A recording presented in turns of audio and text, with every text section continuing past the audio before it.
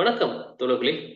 Palestine மீதான இனப்படுகொலை போர் துவங்கி இன்றுடன் 467 நாட்களாகிறது. இந்நிலையில் கடந்த 48 மணி நேரமாக காசாவில் போர் நிறுத்தம் வருவதற்கான வாய்ப்புகள் அதிகம் இருப்பதாக தொடர்ந்து தகவல்கள் வந்து கொண்டிருக்கின்றன. இப்படியான தகவல்களை நாம் கடந்த ஒரு வருடமாகவே கேட்டு வருகிறோம். ஆனால் அப்படி எதுவும் நிஜத்தில் நடக்கவில்லை என்பதுதான் நாம் கண்கூடாக பார்த்தது. நேற்று இரவே வந்துவிடும் என்று எதிர்பார்க்கப்பட்ட போர் நிறுத்தம் தற்போது நாம் பேசிக்கொண்டிருக்கும் இந்த நேரம் இரவு 8 மணி பாலஸ்தீனில், ஜனவரி மாதம் 15ஆம் தேதி. ஆனால் தற்போது வரை அது கைகூடவில்லை. அதே நேரம் காசா உள்ளே இருந்து யஹ்யா சின்வரின் சகோதரர் முகமது சின்வர் அந்த ஒப்பந்தங்களை சரிபார்த்து ஒப்புதல் கொடுத்து விட்டார் என்று மாலையில் ஒரு தகவல் வந்தது. தற்பொழுது சற்று முன் மீண்டும் ஒரு முக்கியமான சரத்தை ஹமாஸ் வைத்துள்ளதாக இஸ்ரேல் தரப்பிலிருந்து தகவல் வெளியிட்டிருக்கிறார்கள். இது எந்த அளவிற்கு உண்மையான தகவல் என்பதும் கேள்விக்குரியது. அதேபோல் காசா உள்ளே மக்கள், அங்கே இருக்கும் மக்களிடையும் அந்த மக்கள் அங்கிருந்து அனுப்பும் தகவல்களை பொறுத்தவரையில் அவர்கள் ஓர் மகிழ்ச்சியில் இருக்கிறார்கள். போர் நிறுத்தம் வந்துவிடும் என்று ஒரு எதிர்பார்ப்பில் உள்ளார்கள். அதே சமயத்தில் கடந்த 24 மணி நேரத்தில் மட்டும் காசா மீது 6 இடங்களில் தாக்குதல் நடத்தி 62 பேரை கொலை செய்திருக்கிறது இஸ்ரேல். இப்படி மாறி மாறி பல தகவல்கள் வந்து கொண்டே இருக்கின்றன. அனைத்துமே ஒரு பக்கம் போர் நின்றுவிடும் என்ற நிம்மதி பெருமூச்சு விடுவதா, அல்லது இப்படி மக்களை இப்படி ஒரு ஆசை வார்த்தை காட்டி மீண்டும் மக்களை கொலை செய்வதை பார்த்து வேதனையடைவதா என்று இரு பக்கத்திலும் நாம் கவனித்துக் கொண்டிருக்கிறோம்.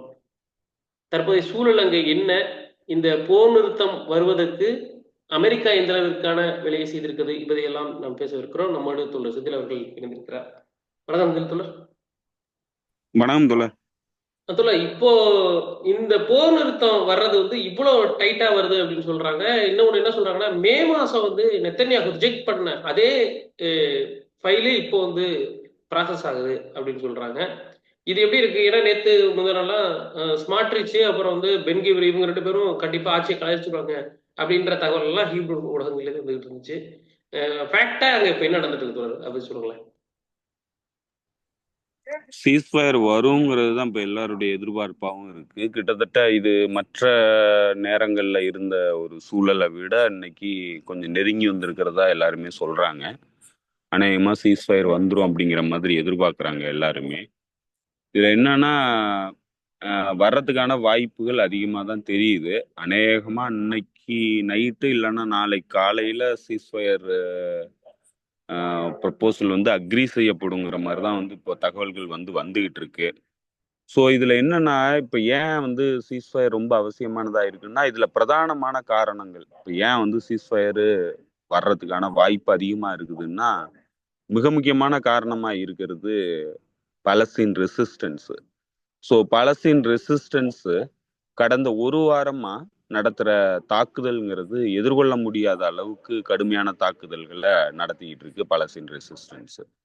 ஸோ பல இடங்கள்ல அதாவது அவங்களுடைய பத்திரிகைகள் குறிப்பா வந்து ஒரு மிக முக்கியமான தகவல், வால் ஸ்ட்ரீட் ஜேர்னல் சொல்லியிருக்கிற தகவல் என்னன்னா, அவங்க உள்ளுக்குள்ள இருக்கிற சோர்ஸ் மூலமா, ஐடிஎஃப் சோர்ஸ் மூலமான தகவலா வந்து அதை வெளியிட்டு இருக்கிறாங்க. என்ன சொல்றாங்கன்னா, அதாவது ஆயிரக்கணக்கான குண்டுகள், இஸ்ரேல் எரிஞ்ச ஆயிரக்கணக்கான குண்டுகள், வெடிக்காத குண்டுகளை மீள் பயன்பாட்டுக்கு கொண்டு வந்து ரெசிஸ்டன்ஸ் அமைப்புகள் என்ன பண்ணியிருக்கிறாங்க, கிட்டத்தட்ட எல்லா பகுதிகள்லையும் ஐஇடியா வந்து செட் பண்ணியிருக்காங்க. அதாவது குண்டுகளா வந்து வைக்கிறது, அதை ரிமோட் மூலமா வந்து வெடிக்க வைக்கிறது. ஸோ இதை வந்து எல்லா பகுதிகள்லையும் செட் பண்ணியிருக்கிறாங்க. செட் பண்ணது மட்டும் இல்லை, 360 டிகிரி சுத்தக்கூடிய கேமராக்களையும் அந்த பகுதிகளில் பொருத்தி இருக்கிறாங்க அப்படின்னு சொல்றாங்க. இப்போ என்னன்னா, இவங்க எல்லாருமே ஹமாஸ் வீரர்களும் மற்ற பாலஸ்தீன் இஸ்லாமிக் ஜிஹாத் போன்ற அமைப்பினுடைய வீரர்களும் டனல்குள்ள இருந்துகிட்டு, வெளியிலேயே வந்து நடமாடுறதே இல்லை, டனல்குள்ள இருந்துகிட்டு கேமராவை வந்து செட் பண்ணி கம்ப்ளீட்டா வந்து இஸ்ரேல் ஃபோர்ஸஸ் வந்து வர்றதை கவனிச்சு வந்ததுக்கு அப்புறம் வந்து இந்த ஐஇடியை வந்து வெடிக்க வைக்கிறாங்களாம். ஸோ அதனால மிகப்பெரிய அளவுக்கு பாதிப்புகள் ஏற்படுது. இப்போ இதுல ஐஇடியில வந்து பாதிப்பு ஏற்பட்டு அதை ரெஸ்கியூ பண்றதுக்கான டீம் வரும்போது ஆம்புஷ் பண்றாங்களாம். பல பகுதிகளில் இருந்து ஷூட் பண்றாங்களாம். ஸோ அதனால என்ன ஆகுதுன்னா, இவங்களால எதிர்கொள்ள முடியாத அளவுக்கு கடுமையான சண்டை வந்து எல்லா பகுதிகள்லயும் நடக்குது. குறிப்பா சொன்னா பேட் ஹனூன் பகுதிகளில் இது வந்து ரொம்ப தீவிரமாயிருக்குது. இது வந்து பேட் ஹனூன்ங்கிறது ஆரம்பத்துல இஸ்ரேல் ஆர்மி உள்ளுக்கு என்ட்ரான இடம் வந்து பேட் ஹனூனும் பேட் லகியாவும் தான். ஸோ அந்த பகுதிகளில் தான் இப்போ இந்த சண்டை வந்து ரொம்ப தீவிரமா நடந்துகிட்டு இருக்கு. ஸோ அதனால இதை வந்து எதிர்கொள்ளவே முடியாத நிலைக்கு தள்ளப்பட்டிருக்காங்க அப்படிங்கிறத சொல்றாங்க. இந்த ஸ்ட்ராட்டஜிக் இந்த டாக்டிக்கல் சேஞ்சஸ் இது எல்லாத்துக்குமே வந்து அடிப்படையா இருக்கிறது முகமது சின்வார் அப்படின்னு சொல்றாங்க. இப்போ முகமது சின்வார் ரீக்ரூப்பிங் பண்ணி கிட்டத்தட்ட வந்து 20,000க்கும் மேற்பட்ட வீரர்கள் வந்து மீண்டும் ரெசிஸ்டன்ஸ்குள்ள வந்திருக்கிறாங்க. அவங்க எல்லாத்தையும் மீண்டும் வந்து பயிற்சி கொடுக்க முடியாத அளவுக்கு அதிகமான அளவுக்கு வீரர்கள் வந்து உள்ளுக்கு இணைஞ்சிருக்கிறாங்க அப்படிங்கிறதையும் வால் ஸ்ட்ரீட் ஜேர்னல் வந்து சொல்லுது. ஸோ அதனால என்னன்னா, இது வந்து எதிர்கொள்ள முடியாது. 1.5 வருஷத்துக்கு அப்புறம் கிட்டத்தட்ட 1.5 வருஷம் ஆயிடுச்சு. 15 மாசம் முடிஞ்சிருச்சு. இன்னும் வந்து சொல்லிக்கிற அளவுக்கான வெற்றிகளை வந்து பெற முடியல. இனப்படுகொலை நடத்தியாச்சு. கம்ப்ளீட்டா இன்ஃப்ராஸ்ட்ரக்சரை அழிச்சாச்சு. மக்கள் வாழ தகுதியற்ற பகுதியா மாத்தியாச்சு. எல்லாம் பண்ணதுக்கு அப்புறம் உங்களால வந்து ரெசிஸ்டன்ஸ் அமைப்புகளை எதிர்கொள்ள முடியல. அவங்களுடைய சண்டையை வந்து உங்களால நிறுத்த முடியலன்னா இதுக்கு மேல உங்களால என்ன பண்ண முடியும்? எதுவும் பண்ண முடியாது. மிலிட்டரிலி உங்களால எதுவுமே பண்ண முடியாத நிலையில இஸ்ரேல் வந்து ஒரு டெட் எண்டுக்கு வந்திருக்கு. ஸோ அதனால இதை வந்து எதிர்கொள்ளவே முடியாது. இதுக்கு மேல சண்டை நடந்ததுனாலும் நீங்க எந்த வகையிலையும் வந்து இந்த இந்த எதிர்ப்பை வந்து உங்களால எதிர்கொள்ள முடியாது. உங்களுடைய ஆர்மி வந்து கடந்த ஒரு 15 மாசமா சண்டை போட்டு ஏற்கனவே களைச்சு போயிருக்கு.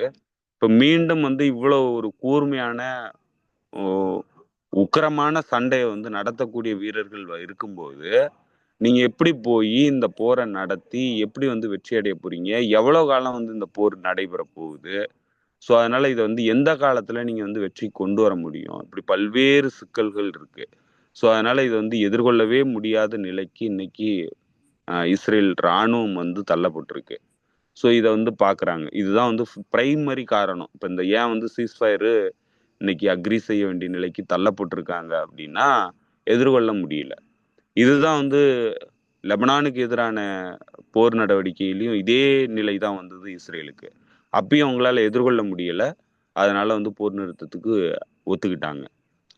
அதே சமகாலத்துல இன்னொரு மிக முக்கியமான காரணமா இருக்கிறது யமன் அன்சார் அமைப்பினுடைய தாக்குதல். இப்ப யமன் அன்சார் அமைப்பு கடந்த 12 மணி நேரத்துல, அதாவது இன்றைய காலை தகவல் பிரகாரம் 12 மணி நேரத்துல 3 முறை வந்து தாக்குதல் நடத்தி இருக்குது இஸ்ரேல் மீது. ஸோ இஸ்ரேலால தடுக்க முடியல. ஏன்னா பலஸ்தீன் 2 ஏவுகணையை வந்து தாக்குதல் நடத்துறாங்க. அதன் மூலமா அது ஹைப்பர்சோனிக் ஏவுகணை. அதை வந்து தடுத்து நிறுத்த முடியல. இவங்களுடைய மிலிட்ரி டிஃபென்ஸ் ஹெட் குவார்ட்டர்ஸ்ல தாக்குதல் நடத்தி இருக்கிறதா யமன் அன்சார் அமைப்பினுடைய செய்தி வந்து சொல்லுது. ஸோ அதனால எதிர்கொள்ள முடியல. இன்னொரு பக்கம் அவங்க வந்து இந்த பிளாக்கேடுங்கிறத பண்ணிக்கிட்டே இருக்கிறாங்க. இவங்களுடைய கடற்மார்க்கமான வர்த்தகத்தை கம்ப்ளீட்டா வந்து தடை பண்ணிட்டு இருக்கு யமன் அன்சார் அமைப்பு. இவங்க பொருளாதாரம் வந்து மிகப்பெரிய சிக்கலுக்கு வந்திருக்கு. அதே போல செட்டிலர்ஸ் வந்து எவ்ரி நைட்டு வந்து ஓடி ஒளியக்கூடிய நிலையில இருக்கிறாங்க. கிட்டத்தட்ட வந்து 2 மில்லியன் பாப்புலேஷன் எவ்ரி டே வந்து அவங்க ஏவுகணை ஏவும் போது இவங்க வந்து ஷெல்டர்ஸ்க்கு ஓடி ஒளியணும். ஸோ இதுலயே ஸ்டாம்பேட்ல, அதாவது கூட்ட நெரிசல்ல சிக்கி பல பேர் வந்து காயமடைகிறாங்க ஒவ்வொரு முறையும். ஸோ இதெல்லாம் வந்து தொடர் நிகழ்வுகளா வந்து நடந்துகிட்டே இருக்கு. அதை தடுக்கிறதுக்கான முயற்சியில அமெரிக்கா, பிரிட்டன், இஸ்ரேல் 3 நாடுகளும் சேர்ந்து தாக்குதல் நடத்துறதுக்காக போனாங்க. அதுல அவங்களால எதுவுமே பண்ண முடியல. கடைசி அவங்களுக்கு டார்கெட் பேங்க் கிடையாது, இன்டெலிஜென்ஸ் இன்புட் கிடையாது. ஸோ அதனால அவங்களால எதிர்கொள்ள முடியல. அப்ப அதை தடுக்கிறதுக்கான வாய்ப்பும் இன்னைக்கு இல்லை. இன்னொரு பக்கத்துல அமெரிக்காவினுடைய நேவல் ஃபோர்ஸ் மூலமா தடுக்கிறதுக்கான முயற்சிங்கிறது கம்ப்ளீட்டா கொலாப்ஸ் ஆயிருக்கு. அவங்களுடைய 4வது விமானம் தாங்கிய போர்க்கப்பல் வந்து அடி வாங்கி ஓடக்கூடிய நிலையில இருக்கு. கடந்த ஒரு ஒரு வார 2 வார காலகட்டத்துல 4 முறை வந்து ஹாரி ட்ரூமன் ஏர்கிராஃப்ட் கேரியர் வந்து தாக்குதலுக்கு உள்ளாகி திரும்பி போயிருக்காங்க. இதுல இடையில ஒரு முறை வந்து F-18 வந்து அவங்களே வீழ்த்திருக்கிறாங்க. ஸோ அவங்களே வீழ்த்திருக்கன்னு அவங்க தரப்புல இருந்து சொல்றாங்க. ஆனா யமன் அன்சார் அமைப்பு நாங்க வீழ்த்திட்டோம் அப்படிங்குது. ஸோ அதனால இது எல்லாமே வந்து அமெரிக்கன் ஏர்ஃபோர்ஸ், நேவல் ஃபோர்ஸ் வந்து அவங்களால எதுவுமே பண்ண முடியாத நிலைக்கு யமனுக்கு எதிராக வந்து நின்று இருக்காங்க. ஸோ இதெல்லாம் வந்து அவங்களால எதிர்கொள்ள முடியல, யமனை தடுக்க முடியல, யமன் மீது தாக்குதல் நடத்தி அவங்களுடைய தாக்குதலை ஸ்டாப் பண்ணவும் முடியல. ஸோ இப்போ இதெல்லாம் வந்து எதிர்கொள்ளணும்னா மிகப்பெரிய சிக்கல். இது இந்த போருக்கான அடிப்படையா இருக்கிறது, யமன் தாக்குதலினுடைய அடிப்படையா இருக்கிறது காசால போர் நிறுத்தம் ஏற்படணுங்கிறது. அதே போல அவங்கள பிசீஜ் பண்ணியிருக்கிறத ஸ்டாப் பண்ணும், அவங்களுக்கு உணவுப் பொருட்கள் போகணுங்கிறது தான் அதனுடைய கண்டிஷன். ஸோ அந்த கண்டிஷனை நிறைவேற்றுற வரைக்கும் யமன் வந்து இந்த தாக்குதலை நிறுத்த போறது இல்லை. இப்போ இந்த தாக்குதல் நடந்துகிட்டே இருந்ததுன்னா இஸ்ரேலால பொருளாதார ரீதியா வந்து சஸ்டெயின் பண்ண முடியாது. அதே மாதிரி தான் அமெரிக்காவினுடைய கடற்படையினுடைய நிலையும் இருக்கு. கடற்படை வந்து இன்னைக்கு இயங்க முடியாத நிலையில இருக்கு. எதுவுமே பண்ண முடியல யமனுக்கு எதிராக. இப்போ ஹாரி ட்ரூமன் மீது தாக்குதல் நடத்திட்டு இருக்கிற சமயத்துல அவங்க வந்து ஒரு அதாவது ஏர்ஃபோர்ஸ் தாக்குதல் நடத்துறதுக்கான முயற்சியில அவங்களுடைய ஏர்கிராஃப்ட் வந்து கிளம்புறதுக்கு தயாரான டயத்துல தான் வந்து அவங்க தாக்குதல் நடத்தி இருக்கிறாங்க. ஸோ அதனால அதை வந்து அவங்களுடைய தாக்குதலை வந்து அவங்க ஆரம்பிக்கவே முடியல. அப்படி போன நேரத்துல அவங்க என்ன பண்ணியிருக்கிறாங்க, சவுதியினுடைய பேஸை பயன்படுத்தி தாக்குதல் நடத்தி இருக்கிறாங்க. ஸோ இது தெரிஞ்ச உடனே யமன் அன்சார் அமைப்பு என்ன சொல்லிடுச்சுன்னா, சவுதி மீது தாக்குதல் நடத்துறதுக்கான வாய்ப்பு இருக்கு, ஏன்னா சவுதி வந்து இதுல கொலாபரேட் ஆயிருக்கு அப்படின்னு சொல்லி எச்சரிக்கை விடுத்திருக்கிறாங்க சவுதிக்கு. நீங்க வந்து தொடர்ந்து இந்த மாதிரியான வேலைகள்ல ஈடுபட்டீங்கன்னா உங்க மீது தாக்குதல் நடத்துவோம் அப்படின்னு சொல்லிட்டு அவங்க எச்சரிக்கை விடுத்திருக்காங்க. அதே மாதிரி துருக்கி வந்து இந்த இனப்படுகொலையில முழுமையான பங்கு வகிக்குது. துருக்கி வந்து கம்ப்ளீட் கொலாபரேஷன் ஃபோர்ஸா இயங்குது. அவங்களுடைய எண்ணெயை வந்து அனுப்புறது துருக்கியா தான் இருக்கு. இஸ்ரேலுக்கு போற எண்ணெய்கள் வந்து துருக்கி வழியா தான் போகுது. ஸோ அதனால துருக்கி வந்து இந்த செயல்பாட்டுல தொடர்ந்து ஈடுபடுறத நாங்க அனுமதிக்க முடியாது. துருக்கியினுடைய வணிக கப்பல்கள் இந்திய பெருங்கடல் பரப்புலையும் பபல்மண்டா பகுதியிலையும் வர்றத நாங்க பிளாக் பண்ண போறோம் அப்படிங்கிற எச்சரிக்கையும் யமன் அன்சார் அமைப்பு விட்டுருக்கு. ஸோ இது 2 நிகழ்வுகள் வந்து மிக மிக முக்கியமான நிகழ்வுகள். இது 2ம் பண்ணாங்கன்னா அது மிகப்பெரிய சிக்கலை வந்து உருவாக்கும் மேற்கத்திய அணிக்கு. குறிப்பா வந்து இஸ்ரேலுக்கும் அமெரிக்காவுக்கும் இது மிகப்பெரிய சிக்கலை உருவாக்கும்.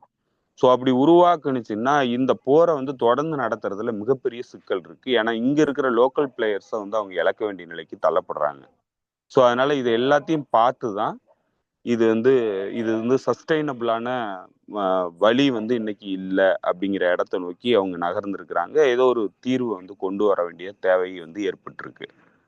3வது காரணம் என்னன்னு பார்த்தீங்கன்னா ட்ரம்ப் வந்ததுக்கு அப்புறம் ட்ரம்ப் கடந்த ஒரு வாரத்துக்கு முன்னாடி அவருடைய ட்ரூத் சோசியல் அப்படிங்கிற ஒரு பிளாட்ஃபார்ம்ல ஒரு ஒரு ஒரு இன்டர்வியூ, அதாவது கேம்பிரிட்ஜ் யூனியன்ல ப்ரொஃபசர் ஜெஃப்ரி சாக்ஸ் பேசினதை வந்து அவரு பதிவு பண்ணியிருந்தாரு அவருடைய ட்ரூ சோசியல்ல. அதுல ஜெஃப்ரி சாக்ஸ் என்ன பேசுறாருன்னா, கடுமையா விமர்சனம் பண்ணி பேசியிருக்கிறாரு நெத்தன்யாகுவை பத்தி. நெத்தன்யாகுக்காக அமெரிக்கா தொடர்ந்து வந்து போர்ல ஈடுபட்டுக்கிட்டு இருக்கு, நெவர் எண்டிங் வார்ல ஈடுபட்டுக்கிட்டு இருக்கு. இஸ்ரேலுக்கு, அதாவது ஈராக்குக்கு எதிரான போருக்கு அடிப்படையான காரணமா இருந்தது நெத்தன்யாகு தான். அதே போல இங்க நடக்கிற எல்லா போர்களுக்கு காரணமா இருக்கிறது நெத்தன்யாகு தான். நெத்தன்யாகு வந்து போரை திணிக்கிறாரு அப்படின்னு சொல்லிட்டு கடுமையான வார்த்தைகள்ல நெத்தன்யாகுவை பத்தி விமர்சனம் பண்ணியிருக்கிறாரு. அவர் என்ன வார்த்தை சொல்லி இருக்கிறாருன்னா, he is a deep dark son of a bitch அப்படின்னு இருக்காரு. அதாவது ஒரு மிக மோசமான குரூரமான மனநிலை பிடித்த ஒரு மோசமான மனிதன் அப்படின்னு சொல்லியிருக்கிறாரு. நம்ம அத லிட்ரல் வார்த்தைகள்ல நம்ம சொல்ல விரும்பல, அதுதான் அவர் சொல்லியிருக்கிறாரு. ஸோ அந்த அந்த செய்தி, அந்த அவருடைய ஸ்பீச்சை வந்து ட்ரம்ப் வந்து தன்னுடைய ட்ரூத் சோசியல்ல போட்டிருக்கிறாரு. இது என்னத்தை இண்டிகேட் பண்ணாரு அப்படிங்கிறது நமக்கு தெரியுது. என்னன்னா, நீ என்னை வந்து நீ முழுமையா கட்டுப்படுத்தணும்னு நினைக்காத, நீ நினைக்கிறதெல்லாம் நடத்த முடியும்னு நினைக்காத, என்னை வந்து நீ முழுமையா பயன்படுத்த முடியும்னு நினைக்காதங்கிறத எச்சரிக்கையா நெத்தன்யாகுக்கு ட்ரம்ப் சொல்லியிருக்கிறாரு. அதே நேரத்துல ட்ரம்ப்போனுடைய இனாகுரேஷன் ஃபங்க்ஷனுக்கு நெத்தன்யாகுவுக்கு அழைப்பே வரல அப்படின்னு சொல்றாங்க. அழைப்புதலே வழங்கல அப்படின்னு சொல்றாங்க. நெத்தன்யாகு சொல்லியிருக்கிறாரு, நான் வந்து ட்ரம்ப் இனாகுரேஷனுக்கு போகல.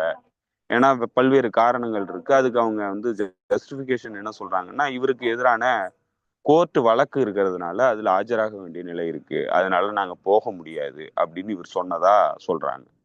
ஆனா உண்மையா வந்து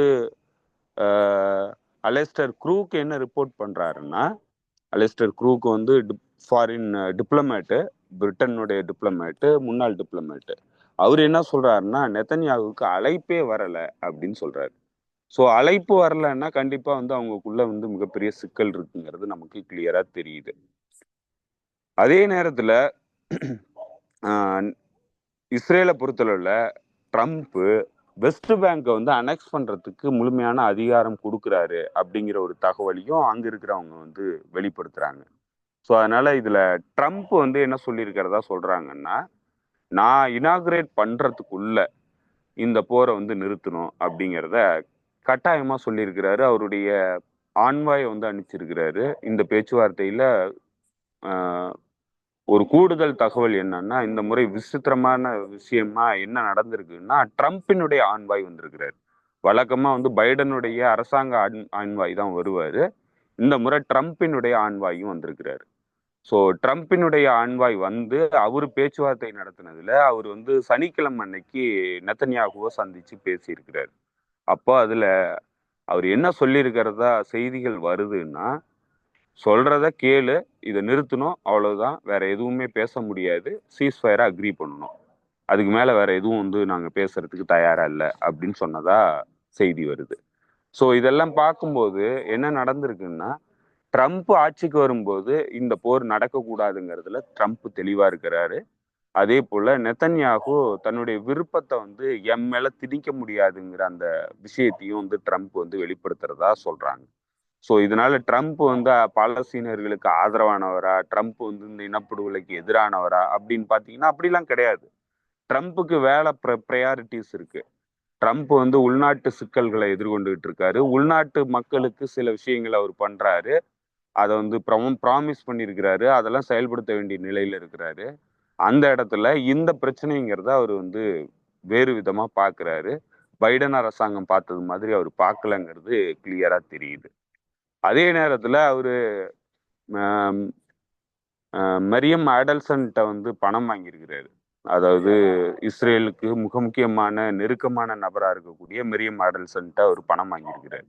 அவங்களுடைய விஷயம் செயல்படுத்தணும். ஸோ அதனால ட்ரம்ப் வந்து அன்பிரடிக்டபிள் நபர், அதாவது அனுமானிக்க முடியாத ஒரு நபர், திடீர்னு முடிவுகளை மாற்றக்கூடிய ஒரு நபர் தான் ட்ரம்ப்.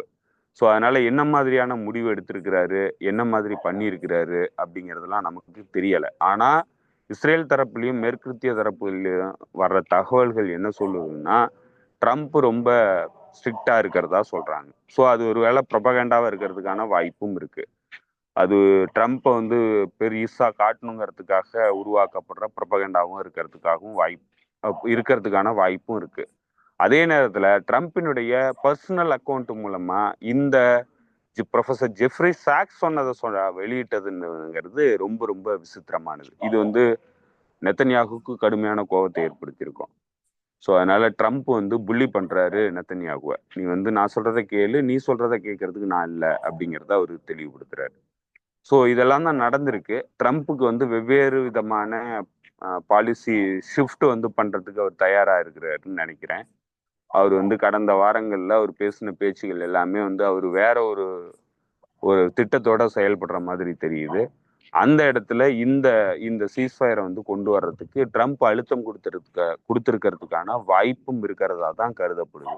ஸோ இப்படி மூன்று மிக முக்கியமான காரணங்கள் இந்த சீஸ்ஃபயர் டீலுக்கு பின்னாடி இருக்கிறதா தெரியுது. இதை முறிக்கிறதுக்கான சபட்டாஜ் பண்றதுக்கான நடவடிக்கைகள்ல நெத்தன்யாகு ஈடுபடுறதுக்கு வாய்ப்பு இருக்கா அப்படின்னா இருக்கு. ஆனா அதை செயல்படுத்துறதுக்கு அமெரிக்க அரசாங்கம் அனுமதிக்குமா, ட்ரம்ப் அனுமதிப்பாராங்கிறத பொறுத்து தான் இந்த சீஸ்ஃபயருங்கிறது அக்ரி செய்யப்படுமா, இல்லை வந்து வழக்கமா வந்து இது முறிக்கப்படுமா அப்படிங்கிறது நம்ம புரிஞ்சுக்க முடியும். இப்ப நீங்க கடைசியா சொன்ன அந்த தகவல்ங்கிறது இது வந்து இஸ்ரேல் தரப்புல இருந்து வர்ற செய்திகள் வந்து என்ன சொல்லுதுன்னா இந்த இந்த தகவல்களை சொல்லுது. ஹமாஸ் வந்து புது டிமாண்டை வந்து வச்சிருக்கு அப்படின்னு சொல்லிட்டு. ஆனா கிரெடால் இன்னைக்கு ஒரு செய்தியை வந்து வெளியிட்டு இருக்கு. கிரெடால் வந்து என்ன சொல்லுதுன்னா கடைசி நேரத்துல நெத்தன்யாகு சில விஷயங்களை வந்து, அதாவது குறிப்பா வந்து இஸ்ரேல் தரப்புல இந்த சீஸ்ஃபயரை இம்ப்ளிமெண்டேஷன் பண்றதுக்கான ப்ராப்பர் மெக்கானிசம் இல்லை. அதனால அவங்க எந்த பிளானையும் வந்து கிளியரா கொடுக்கல. குறிப்பா வந்து இந்த இந்த படைகளை வெளியேற்றுறதுக்கான மேப் வந்து கொடுக்கணும். அந்த மேப்பை வந்து இன்னும் இஸ்ரேல் தரப்புல இருந்து கொடுக்கல. அதே போல பிரிசனர்ஸ் வந்து எத்தனை பேரை ரிலீஸ் பண்றோம், யார ரிலீஸ் பண்றோங்கிற அந்த லிஸ்ட்டை வந்து இன்னும் இஸ்ரேல் தரப்புல இருந்து கொடுக்கல. அதனால கடைசி நேரத்துல இந்த அப்டகல் வந்து வந்திருக்கு அப்படின்னு சொல்லிட்டு அவங்க ரிப்போர்ட் பண்றாங்க. ஸோ இதுல எது உண்மை? வழக்கமா நடக்கிற இஸ்ரேலினுடைய நடவடிக்கைகளையும் அவங்களுடைய வரலாறையும் புரிஞ்சவங்களுக்கு தெரியும் இஸ்ரேல் வந்து என்னைக்கும் இந்த மாதிரியான நடவடிக்கைகள்ல தான் வந்து ஈடுபடுங்கிறது. அப்போ இவங்க சொல்ற தகவல் ஒன்னா இருக்கு, அவங்க சொல்ற தகவல் ஒன்னா இருக்கு. ஆனா கடைசியா வந்து இது சீஸ்ஃபயர் வந்து அக்ரி செய்யப்படும் போதுதான் இதுல எது உண்மை எது பொய்ங்கிறது தெரியும். ஆனா இப்ப கொடுக்கப்பட்டிருக்கிற சீஸ்ஃபயர் டீலுங்கிறது கம்ப்ளீட்டா வந்து ஏற்கனவே மே மாசத்துல இருந்து இந்த டீல் தான் வந்து ப்ரப்போஸ் பண்ணப்பட்டிருக்கு. ஜூலை மாசம் மீண்டும் வந்து மீடியேட்டர் தரப்புல 2 தரப்புலையும் கொடுக்கப்பட்டு அமெரிக்காவால் அக்ரி செய்யப்பட்டு பைடனால் அக்ரி செய்யப்பட்டு கடைசியா வந்து நெத்தன்யாகு நிராகரிச்ச டீல் தான். நெத்தன்யாகு அந்த டயத்துல அவர் நிராகரிக்கிறதுக்கான 2 ஆப்ஸ்டக்களை வந்து அவர் வச்சாரு, 2 தடுப்பரன்களை வச்சாரு. என்னன்னா தடுப்புகளை 2 தடுப்புகளை வச்சாரு. ஒன்னு வந்து நெட்சரீம் காரிடாருங்கிற அந்த வழி, காசாவை 2ஆ பிரிக்கக்கூடிய அந்த வழியே எங்களுடைய கட்டுப்பாட்டுல வேணும், எங்களுடைய மிலிட்டரி கட்டுப்பாட்டுல வேணும்னு சொன்னாரு. இன்னொன்னு ரஃபாவுக்கும் சினாய் பாலைவன பகுதி, அதாவது எகிப்தினுடைய சினாய் பாலைவன பகுதிக்கும் இடைப்பட்ட அந்த காரிடார், பிலடெல்பி காரிடார், அது எங்களுடைய இராணுவ கட்டுப்பாட்டுல வேணும் அப்படிங்கிறது. இந்த 2 விஷயத்த வந்து வச்சுதான் அவர் வந்து இந்த இது வந்து ஹமாஸ் ஏத்துக்கல. அவர் வந்து இது கட்டாயமா எனக்கு வேணும்னு சொன்னாரு. ஸோ இந்த முரண்பாடுங்கிறது கடைசியா அந்த சீஸ்ஃபயர் டீல் பிரேக் ஆகிறதுக்கு அடிப்படையா இருந்தது. இப்போ இந்த சீஸ்ஃபயரை பொறுத்தளவுல கிட்டத்தட்ட அதே டிமாண்டு, ஹமாஸ் வச்சிருந்த அந்த டிமாண்டை வந்து ஏத்துக்கிட்டு தான் இந்த சீஸ்ஃபயர் வந்து அக்ரி செய்யப்பட்டிருக்கு. நேற்று கிடைச்ச தகவல், அதாவது இஸ்ரேலினுடைய கான் பத்திரிகை நிறுவனம் வெளியிட்ட தகவல் பிரகாரம் அவங்க வந்து நெட்சரீம் காரிடார்ல இருந்து மிலிட்டரி எக்யூப்மெண்ட்ஸ் எல்லாம் வந்து கிளியரன்ஸ் பண்ணிட்டு இருக்காங்க, எல்லாத்தையும் எடுத்துக்கிட்டு இருக்காங்க திரும்பி வர்றதுக்கு அப்படின்னு தகவல் வெளியிட்டு இருக்கிறாங்க. ஸோ அதனால இந்த முறை வந்து சீஸ்ஃபயர் அக்ரிமெண்ட் சைன் செய்யப்படுறதுக்கான எல்லா வாய்ப்புகளும் அதிகமா இருக்கிறதா தான் தெரியுது. அதற்கான நெருக்கடிகளும் இருக்கு, அதற்கான காரணங்களும் இருக்கு. இதுக்கு மேல வந்து இவங்களால ரெசிஸ்டன்ஸை எதிர்கொள்ள முடியாத நிலையில இஸ்ரேல் வந்து தள்ளப்பட்டிருக்கு. அதுதான் கீயான ஃபேக்டரா இருக்கு இந்த சீஸ்ஃபயர் வந்து வெற்றி அடைகிறதுக்கு, அதாவது வெற்றி அடைகிறதுக்கான அடிப்படை காரணமா இருக்கிறதும் இந்த எதிர்ப்பு தான். ஸோ அதனால இது 3 விஷயங்கள், மிக முக்கியமான விஷயங்கள் வந்து ஒன்னா சேர்ந்து வர்றதுனால இவங்க வந்து வேற வழி இல்லாம அக்ரி பண்ண வேண்டிய நிலைக்கு தள்ளப்பட்டிருக்கிறதா தான் தெரியுது தொடர். ஓகே ஓகே தொடர். இப்போ இதுல நம்ம இங்கேருந்து அப்படியே அடுத்த கேள்விக்கு நான் வரணும். 2-3 கேள்வி இருக்கு, இதை பத்தி நம்ம நிறைய பேசியிருக்கோம்.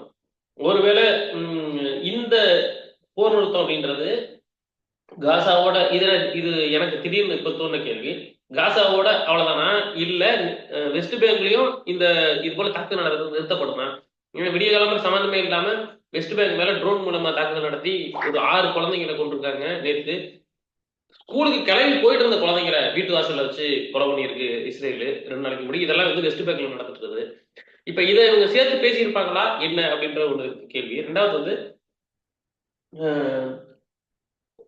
ட்ரம்ப் வந்து இந்த முடிவு எடுக்கிறத நான் எப்படி பாக்குறேன் அப்படின்னா, நமக்கு பிரச்சனை நிறைய இருக்கு, இப்போ வந்து மிடில் ஈஸ்டை நம்ம விட்டுட்டு வெளில வந்துருவோம் அப்படின்னு நினைக்கிறாப்லையா, இல்ல மிடில் ஈஸ்டை இப்போதைக்கு ஆற போடுவோம் அப்படின்னு நினைக்கிறாப்லையா, இல்ல இது ரெண்டுமே இல்லாம நம்ம எப்படி வந்து சூழ்ச்சி பண்ணி சிரியாவை வீழ்த்தணுமோ அதே போல இதுக்கு எல்லாத்துக்கும் காரணமா இருக்கிறது ஈரான் தான். ஈரானை நம்ம அட்டாக் பண்ணுவோம். இப்போதைக்கு பாலஸ்தீனை விட்டுட்டோம்னா மக்களுக்கு நம்ம மேல கோபம் குறைஞ்சிடும். அதுக்கப்புறம் ஈரான் அட்டாக் பண்ணும்போது யாரும் மக்கள் நமக்கு எதிராலும் திரும்ப மாட்டாங்க அப்படின்னு நினைக்கிறாரு.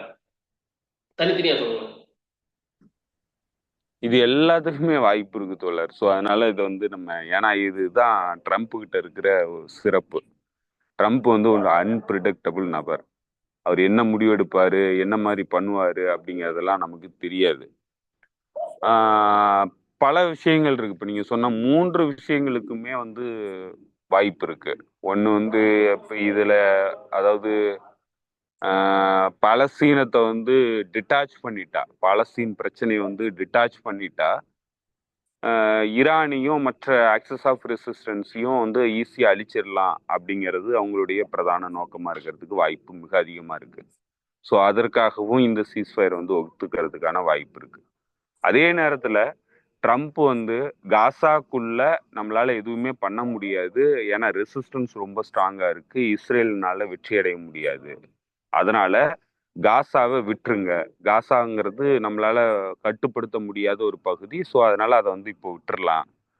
அதே நேரத்தில் நான் உங்களுக்கு உத்தரவாதம் தரேன், நீங்க வந்து வெஸ்ட் பேங்கை வந்து அனெக்ஸ் பண்ணிக்கிங்க, வெஸ்ட் பேங்கை வந்து உங்களுடைய முழுமையான கட்டுப்பாட்டில் கொண்டு வந்துருங்க அப்படிங்கிறது அவர் ஏற்கனவே பல முறை வந்து அவங்களுடைய ஃபாரின் பாலிசி டீம் மூலமா வந்து எக்ஸ்பிரஸ் பண்ணியிருக்கிறாரு. இது எல்லாத்தையுமே வெஸ்ட் பேங்க்குங்கிறது அவங்க வந்து அவங்களுடைய வார்த்தைகள்ல என்ன சொல்றாங்கன்னா, பிப்ளிக்கல் டேர்ம்ஸ்ல தான் வந்து சொல்றாங்க. சுமேரியா ஜுமேரியானா என்னமோ பேர் 2 பேர் சொல்றாங்க.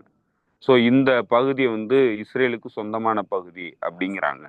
ஸோ அதனால, ஏன்னா வெஸ்ட் பேங்க்ல இவ்வளவு பெரிய ரெசிஸ்டன்ஸ் சண்டைங்கிறது நடக்கல. இப்போ காசாக்குள்ள இருக்கிற அளவுக்கு ரெசிஸ்டன்ஸ் ரொம்ப ஸ்ட்ராங்கா வெஸ்ட் பேங்க்ல கிடையாது. ஸோ அதனால வெஸ்ட் பேங்க்ல ஈஸியா அந்த அப்ஜெக்டிவ் வந்து நம்மளால எட்ட முடியும் அப்படின்னு சொல்லி நம்புறதுக்கான வாய்ப்பு இருக்கு. ஸோ அதனால நீ காசா விட்டு வெளியேறு, காசாங்கிறது ஒரு இனப்படுகொலையா நடந்துகிட்டு இருக்கு, அதனால இது மக்கள் மத்தியிலே மிகப்பெரிய சிக்கலை ஏற்படுத்துது, இதை விட்டுட்டு நீ வெஸ்ட் பேங்க்குக்கு போய்க்கோ, வெஸ்ட் பேங்கை அனெக்ஸ் பண்றதுக்கு நான் உதவி பண்றேன் அப்படின்னு சொல்லிக்கிறதுக்கான வாய்ப்பு இருக்கு. அந்த டீல் நடந்துறதுக்கான வாய்ப்பு இருக்கு. அதே மாதிரி வெஸ்ட் பேங்க் வந்து நீங்க அடுத்து வந்து இப்போ நீங்க இப்போ இங்க போர் நிறுத்தம் ஏற்பட்டுச்சுன்னா வெஸ்ட் பேங்க்ல வந்து போர் வந்து தீவிரமடைகிறதுக்கு வாய்ப்பு இருக்கு.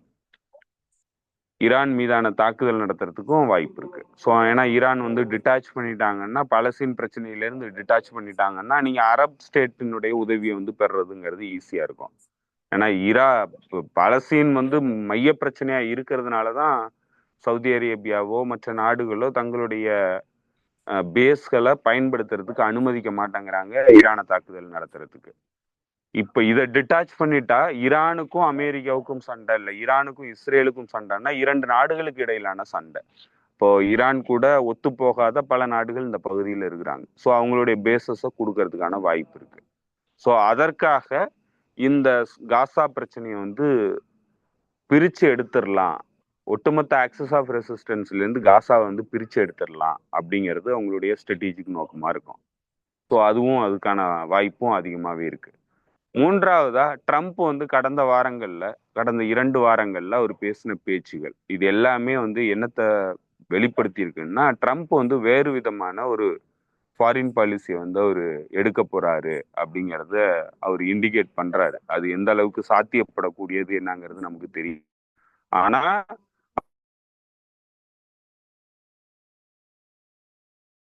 நடந்துகிட்டு குறிப்பா இந்த குளோபல் ஜியோ பொலிட்டிக்ஸை பொறுத்தளவில் இந்த யூனிபோலார் மூமெண்ட்டுங்கிறது எண்டுக்கு வருது. அமெரிக்காவினால எதிர்கொள்ள முடியாத ஒரு நிலையில அமெரிக்கா தள்ளப்பட்டிருக்கு. ஸோ அதை வந்து எதிர்கொள்ள முடியாது. ஏன்னா யுக்ரைன்ல கடுமையான வீழ்ச்சியை சந்திச்சுக்கிட்டு இருக்காங்க, ஒட்டுமொத்த நேட்டோ படைகளும் வந்து வீழ்ச்சியை சந்திச்சுக்கிட்டு இருக்கு, அவங்களால வந்து எதிர்கொள்ள முடியல.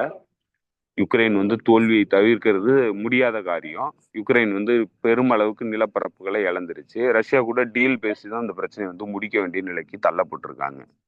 ஸோ அதனால முடிச்சிட்டாங்கன்னா ரஷ்யா கிட்ட தோல்வி அடைகிறாங்க. ரஷ்யா கிட்ட தோல்வி அடைஞ்சிட்டாங்கன்னா இவங்களுடைய பிளான் பிரகாரம் அடுத்த பெரிய பவரா இருக்கிறது இவங்களை 2 பேர்த்தையும் வீழ்த்தணுங்கிறது தான் அமெரிக்காவினுடைய பிரதான நோக்கம். ஏன்னா அவங்க வந்து எப்படி பாக்குறாங்கன்னா, இவங்களுக்கு காம்படிட்டிவான பவர்னா 2 பவர் மிக முக்கியமான பவரா வந்து அவங்க பாக்குறாங்க. ஒன்னு ரஷ்யா, இன்னொன்னு சைனா. இப்ப சைனாவையும் ரஷ்யாவையும் வீழ்த்தணுங்கிறதுக்காக தான் வந்து ரஷ்யா வந்து வீழ்த்திட்டு அதுக்கு அடுத்து தொடர்ந்து வந்து இந்த பகுதியில அவங்களுக்கு உதவியா இருக்கக்கூடிய மற்றவர்களையும் வீழ்த்திட்டு அதுக்கு அடுத்து சைனாவுக்கு எதிரான போருக்கு போறதுதான் வந்து அவங்களுடைய நோக்கமா இருந்தது. ஆனா இன்னைக்கு ரஷ்யா கூடயே வந்து அவங்களால வெற்றி அடைய முடியல, ரஷ்யா கூடயே வந்து பாக் டவுன் ஆயிட்டாங்க அப்படின்னா அடுத்து வந்து சைனாவுக்கு எதிரான போரை நடத்துறதுங்கிறது முடியாத காரியம். அதற்கு முன்னாடி வந்து ஈரானை வந்து வீழ்த்தணும். ஏன்னா ஈரான் தான் வந்து எனர்ஜி சப்ளை வந்து கொடுத்துக்கிட்டு இருக்கு சைனாவுக்கு. ஸோ அதனால இப்ப இந்த 2 நாடுகளையும் வீழ்த்தினா மட்டும்தான் சைனாவுக்கு எதிரான போருக்கு இவங்களால போக முடியும், சைனாவை வீழ்த்த முடியும். ஆனா இது ரெண்டுமே வந்து நடக்க முடியாத ஒரு சூழ்நிலையில தான் இன்னைக்கு மிலிட்ரி பவர் ஷிஃப்ட்டுங்கிறது நடந்திருக்கு. ஸோ அதனால ஏன்னா யமன் அன்சாருல்லா அமைப்பையே எதிர்கொள்ள முடியல, ஈரானுக்கு எதிரான தாக்குதலுக்கு போனாங்கன்னா ஈரான் என்ன மாதிரியான தாக்குதல் நடத்தும், அதை எப்படி இவங்க எதிர்கொள்ள போறாங்க. ஸோ அதனால இங்க பெரிய சிக்கல் இருக்குங்கிறது அவங்களுக்கு கிளியரா தெரியுது. ஸோ அதனால இதை வந்து பண்ண முடியாது. இதை பண்ண முடியலன்னா அவங்களுக்கு இருக்கிற 3வது ஆப்ஷன், இதை வந்து நம்ம குளோபல் டாமினன்ஸை இனிமேல் தொடர முடியாது அப்படிங்கிற நிலையை வந்து வந்துருச்சு. ஸோ இதுல இருந்து வெளியேறணும், தன்னுடைய தன்னுடைய முகத்தை வந்து சேவ் பண்ணணும், அதே நேரத்துல பாதுகாக்கணும், அதே நேரத்துல தன்னுடைய டாமினன்ஸையும் வந்து விட்டு கொடுக்காம தன்னுடைய பொருளாதாரத்தையும் தன்னுடைய நாட்டினுடைய வலுவையும் வந்து நிலைநிறுத்திக்கணும் அப்படிங்கிற இடத்தை நோக்கி அவங்க போகணும்னா அவங்களுக்கு இருக்கிற 3வது ஆப்ஷன்ங்கிறது இந்த நாடுகள் கூட நீயும் பவரா இருந்துக்கோ, நீயும் பவரா இருந்துக்கோ, நானும் ஒரு மிக முக்கியமான பவர், என்னைய கன்சல்ட் பண்ணிட்டு தான் நீ எல்லாமே பண்ணணும் அப்படிங்கிற நிலையை தான் வந்து அவங்க தேர்ந்தெடுக்கணும். அதை தேர்ந்தெடுக்க முடியாத நிலை. ஏன்னா அதை தான் வந்து ஜி ஜின்பிங் வந்து இதுக்கு போகும்போது சொல்லியிருந்தாரு, அமெரிக்காவும் சைனாவும் சேர்ந்து உலகத்தினுடைய அமைதிக்காக ஒர்க் பண்ணலாம், நம்ம 2 பேரும் கொலாபரேட் பண்ணி பண்ணலாம், மனித குலத்தினுடைய நன்மைக்காக நம்மளுடைய பவரை வந்து நம்ம பயன்படுத்தலாம் அப்படிங்கிற அழைப்பை விடுத்திருந்தாரு பைடன்ட்ட. பைடன் அதெல்லாம் முடிச்சுட்டு தான் வந்து ஜி ஜின்பிங் ஒரு டிக்டேட்டர் அப்படின்னாரு. ஸோ அதனால வந்து பைடன் வந்து நிராகரிச்சுட்டாரு. ட்ரம்ப் வந்து இன்னைக்கு அதுதான் வந்து வேற வழியே இல்லை, அதுதான் வந்து நம்ம பண்ண முடியும் அப்படிங்கிற நிலையை வந்து உணர்ந்திருந்தாருன்னா அவருடைய திட்டத்தை வந்து அவர் மாத்துறாருங்கிறத நம்மளால பார்க்க முடியும். ஸோ இப்போ இதுல இருந்து வெளியேறணும்னா நீ உன்னுடைய பவரை வந்து உன்னுடைய பகுதியில நீ எக்ஸசைஸ் பண்ணிக்கோ, உன்னுடைய நாட்டினுடைய அண்டை நாடுகள் கூட நீ இன்ஃப்ளூயன்ஸ் பண்ணிக்கோ, நீ அந்த பகுதியில ஹிஜோமனிக் பவரா இருந்துக்கோ, சைனா வந்து அதனுடைய பகுதியில் ஹிஜோமனிக் பவரா இருந்துக்கிட்டோம், அதே மாதிரி நான் என்னுடைய பகுதியில நான் ஹிஜோமனிக் பவரா இருந்துக்கிறேன், நம்ம 3 பேரும் சேர்ந்து பெரிய பவர்களா இருந்துப்போம் அப்படிங்கிற டீலுக்கு போகணும். அந்த மாதிரி ஒரு டீலுக்கு போகணும்னா அவருக்கு இருக்கிற வாய்ப்பு என்னவா இருக்குன்னா இந்த பகுதிக்கு நீங்க யாரும் இன்ஃப்ளூயன்ஸ் பண்ணாதீங்க அப்படிங்கிற இடத்த நோக்கி அவரு நகரணும். அதை நகரணும்னா அவருக்கு என்னென்னலாம் தேவைன்னா கனடா தேவை.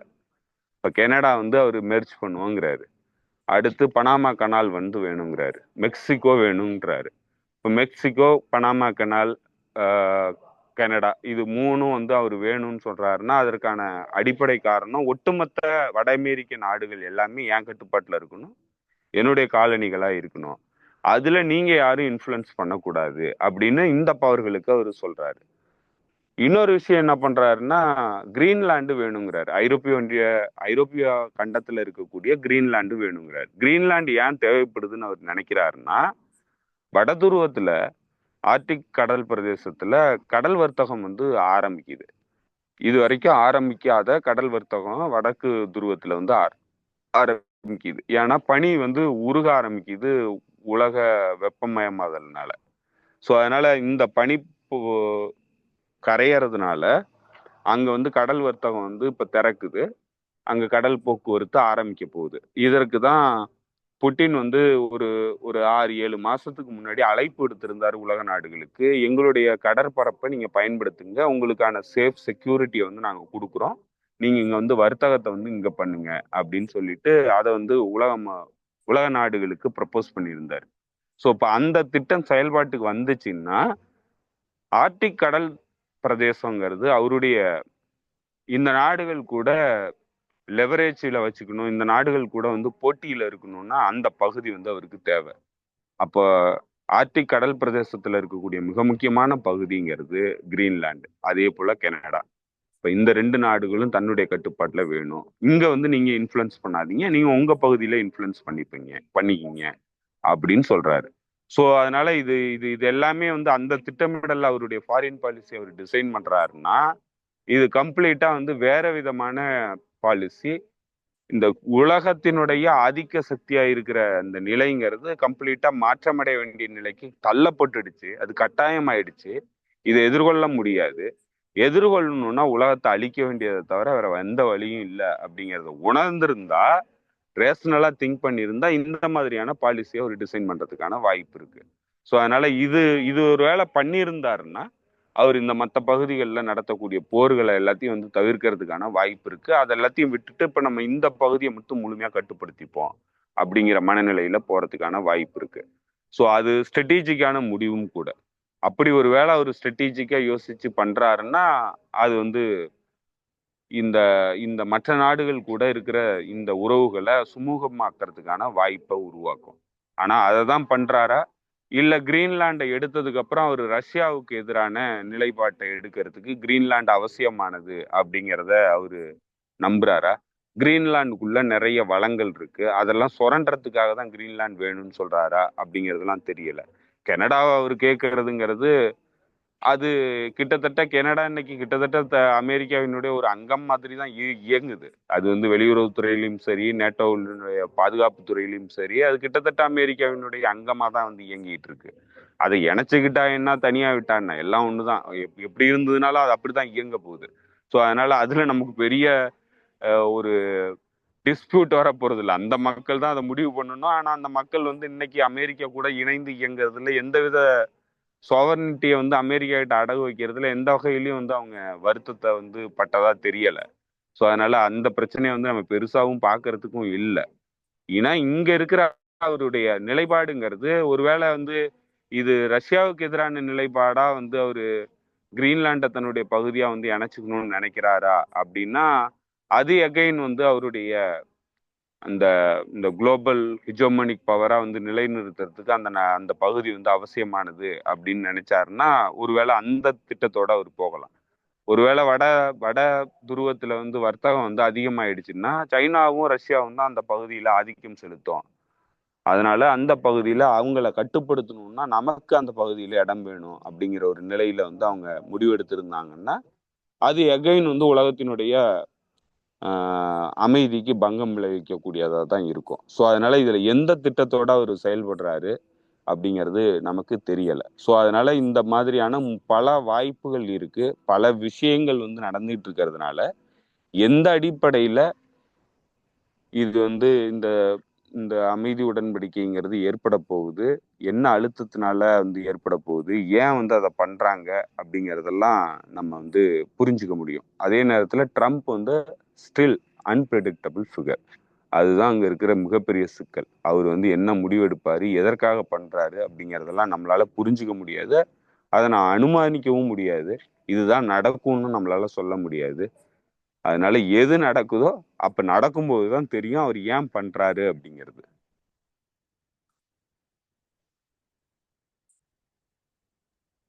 ஓகே ஓகே தோழர், பார்க்கலாம் அடுத்தடுத்த நிகழ்வுகள் எப்படி போகுதுன்னு. மேபி நம்ம இதை பேசி முடிச்சுட்டு தோழர்கள் காலையில் கேட்கும்போது போர் நிறுத்தம் வந்திருக்கும் அப்படின்னு நம்புவோம். அப்படி ஒரு நல்ல செய்தி வரணும்னு எதிர்பார்க்குறோம். ஆனா இதுக்கு பின்னாடி இவங்க எந்த சூழ்ச்சிகள் வச்சிருக்க கூடாதே அப்படின்ற ஒரு அச்ச உணர்வும் வந்து உள்ளுக்குள்ள இருந்துகிட்டே தான் இருக்கு. ஏன்னா இவங்களுடைய வரலாறு அப்படி. பார்க்கலாம். உங்க நேரத்துக்கு மிக்க நன்றி சந்தித்தோழர். நன்றி தோழர். தோழர்களுக்கும் நன்றி. மீண்டும் சந்திப்போம் தோழர்களே. நன்றி, வணக்கம்.